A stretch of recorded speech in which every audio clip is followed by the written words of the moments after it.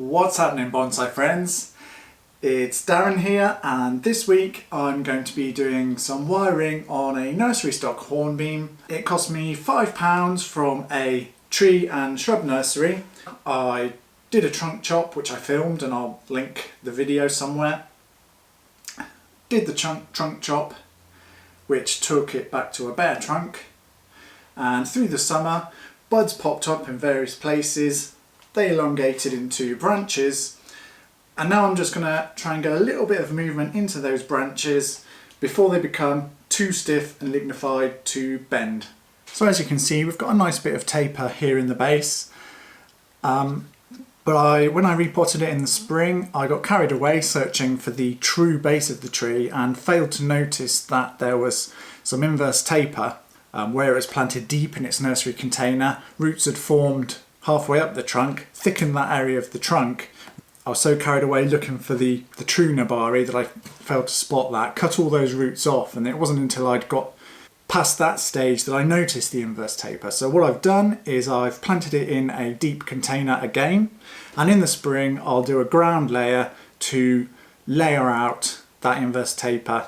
The trunk here is quite flowy and it's got some good movement but not a lot of taper, so I'm going to style the branches in such a way that they are more youthful and elegant rather than going for a masculine, thick, ancient looking tree. It'll be quite flowy.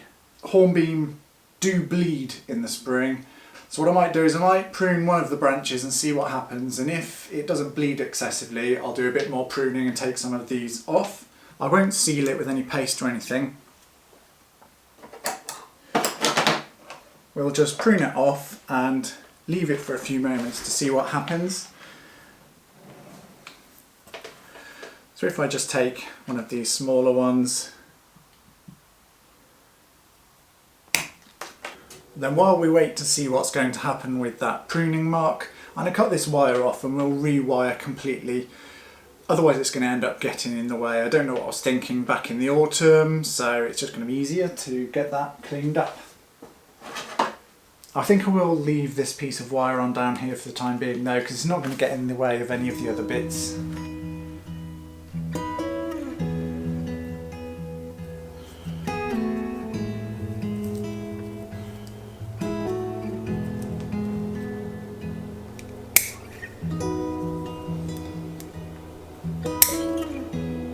That pruning mark has started to go brown and there's nothing coming out of it, so I know that we're fairly safe to prune these unwanted branches away without fear of any bleeding. Slug eggs.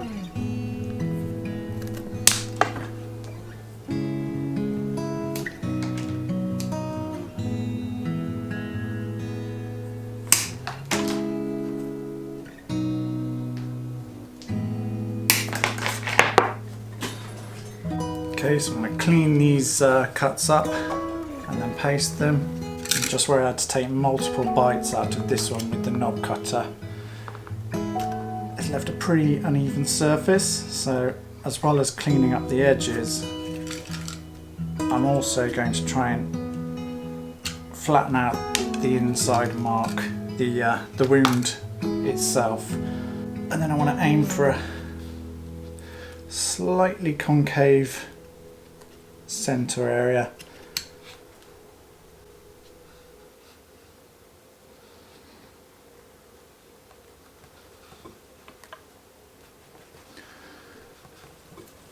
Alright, so that's looking much better already. Before we do any wiring on the branches, let's talk a little bit about the design of the tree. So, as you can see, it's quite a slender, flowing trunk rather than a stocky, thick trunk. So I think with the branches we'll carry that theme through, create some flowing branches rather than tapering, thick, strong, short branches.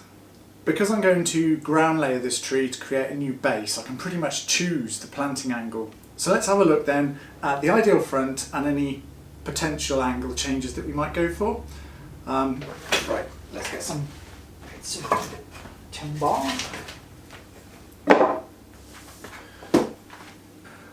Looking at the movement of the trunk then, we've got a bit of movement coming out of the base, and then it then curls off to this side and then comes back round near the top.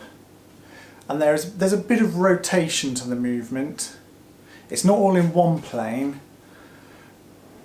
but once we get above the base, the plane is very consistent. So if we look at it there, we've got the movement being eaten up by the angle we're looking at it. And then obviously 180 from there, the same effect. So we're going to try and offset slightly one way or the other. If we offset too far, we get the movement completely horizontal to the viewer, and that takes away any depth, foreground to background depth. If we have this bit angled away from the viewer and then pull the apex back towards us, what happens is everything visually is directly above the base no matter what we do, and it nullifies the movement that we've got in the trunk. The main front that we choose is going to be somewhere in this region where this section of the trunk is facing the viewer rather than the back. So we'll probably look to have a front somewhere here or somewhere in here.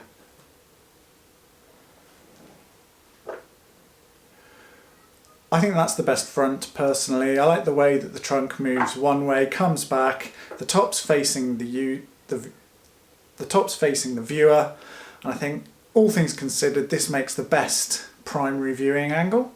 I'd be interested to know in the comments if you agree actually. Let me know what you think. In terms of the planting angle, I think we can either bring it somewhat this way, or we can push off somewhat in that direction. So let's get a piece of wood and have a look at either option. Okay, so pushing it that way means that we'll have a crown somewhere up here. Let's try pushing the movement in the other direction. I just think that leaning the tree in this direction enhances the movement of the trunk, bringing the main weight of the crown over here. But let me know in the comments down below if you agree or disagree. I'd be really interested to hear your thoughts. So I'll go ahead and wire the branches working to this planting angle, but let me know in the comments if you agree or disagree, because there's going to be plenty of grace for me to change my mind and make adjustments. Even after we've done the layer, we'll still be able to play around. So yeah, let me know. Alright, so it's the next day now. I had some kids to get into bed, and then this morning there was a party, so we've had a bit of rain, so everything's looking nice and fresh and wet. So I'm going to pick up again from where I left off, get some more wire on those branches, and then we'll get them positioned nicely and get a bit of movement into them. Right, let's have a look at this. We've got a really thick piece here. So this piece here is heading off vertically. It's really gaining some momentum and it's getting quite nice and thick. So what I might do is I might prune this one back as well. Yeah, let's cut this one back. This is the piece that I'm cutting back. I can either cut back to this or this, maybe that one. For the time being, I'm going to cut back to this piece here.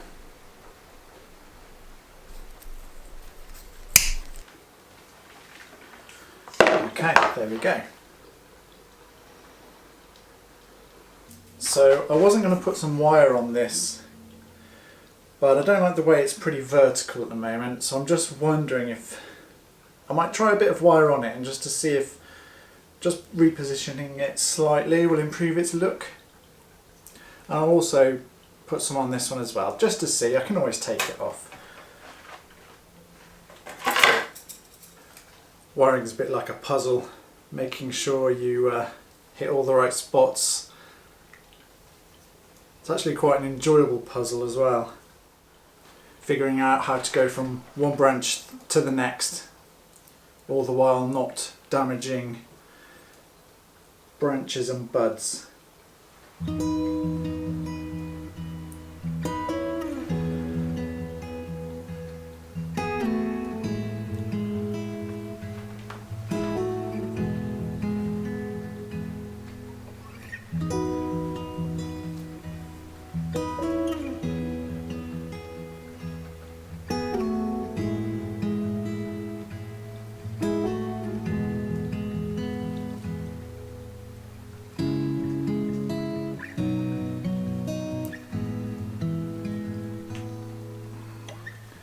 I don't know if you heard a pop then, that was actually my wrist, it wasn't the branch. Yeah, so this piece is too beefy for the wire that I've got. I think we've moved it a little, let's have a look. Yep, so we've got a bit of movement in there. I think that'll be okay actually, I'll leave it on, that's fine. I can always use a guy wire to move it a bit more if needs be.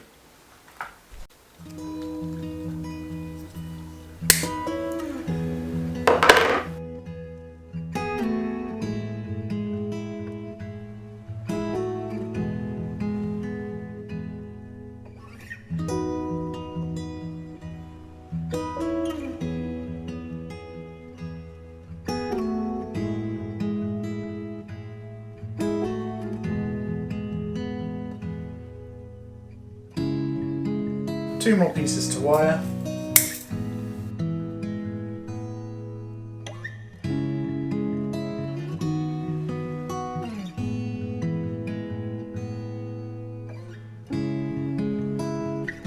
Alright, that's the wire put on. Let's add some movement to these branches then. I want to emphasise this up and out movement. Okay, next let's look at this branch. So with this one I actually want to come down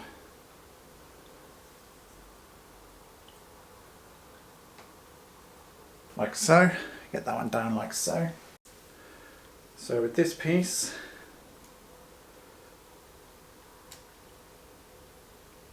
we're going to come right round here.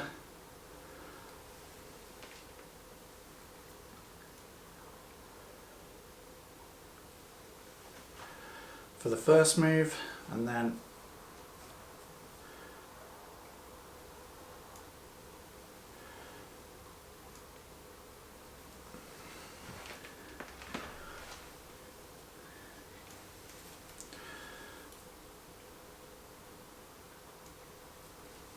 back down.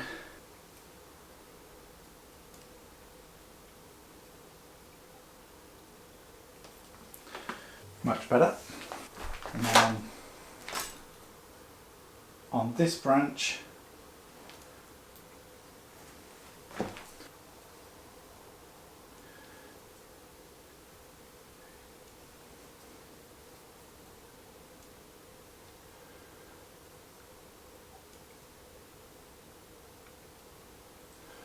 we'll put that one down there for the time being until we know what's going to happen with this one. I'm not sure that this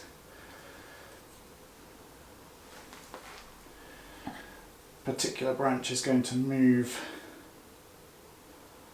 and stay where we want it, but let's give it a go.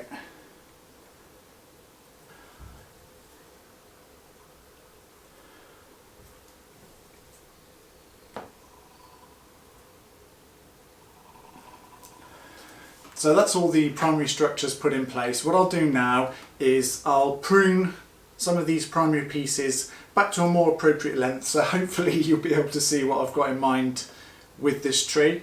And I'll also probably put a little bit of finer wire on some of these smaller pieces, get them into position. I'll leave this branch a bit longer, but let's get this wire out of the way first. See what we're doing.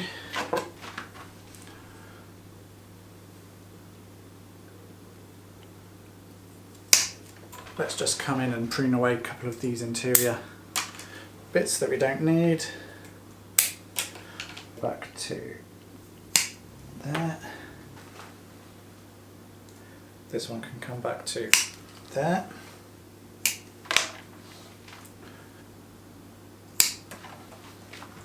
make some small adjustments to this branch towards the back here. See if I can get in without damaging the bud.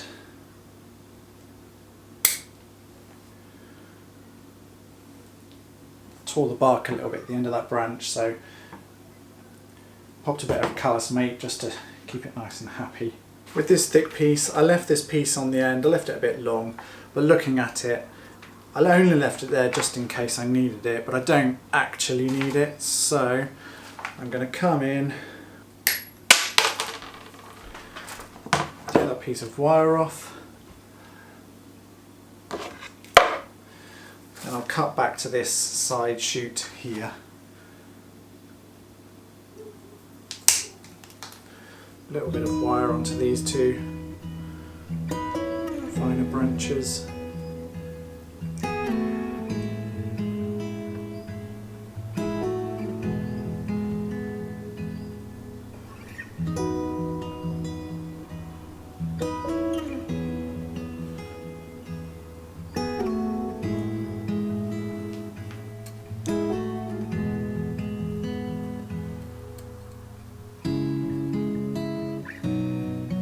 You can go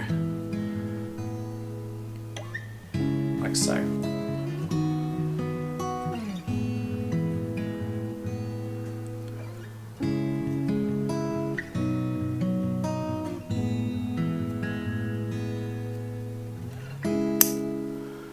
Looking at the structure of this branch, I think we've got an opportunity to place these side pieces, something like that, and this long thicker piece is no longer necessary.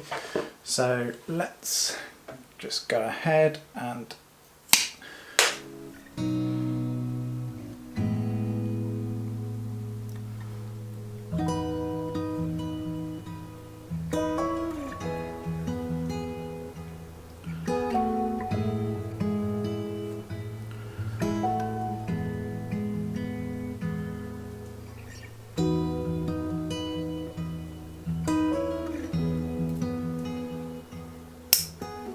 there we have it then, pruned and the majority of the wire put on.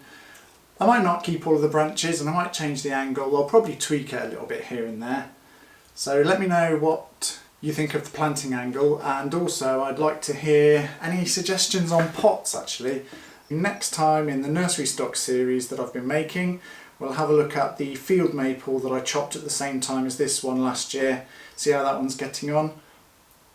It's got a big sacrifice branch growing, and we might also need to come in and do a bit of carving because there's a couple of wounds. I'll also show you the progress that the healing has been making. Alright, so thanks for watching.